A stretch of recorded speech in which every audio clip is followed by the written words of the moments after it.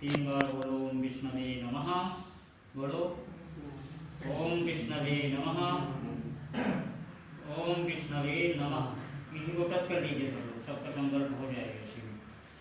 ओम हरि ओम मा ओम विष्णु मध्य से ब्राह्मणो द्वितीय अपराधे श्री श्वेतवाराहवे वैवस्वंतरेष्टाविंशमे कलिवेकल प्रथम चरणे भारतवर्षे भारतखंडे पुण्यप्रदेशे हरियाणा प्रदेशांतर्गत डेरा तृतीय भागे भवनांतर्गते कालैक्यनाम संवत्सरे दक्षिणायने शरदृतौ भाद्रपदमासे शुक्लपक्षे चतुर्दशी शुभपुण्यतिथौ भौमवासरान्वितायाः विदधोनक्षत्रे शूलशुभयोगे वाणिज्यशुभकर्णे कुम्भराशिदेशी चन्द्रे कन्याराशिदेशी सूर्ये वृषभराशिदेशी देव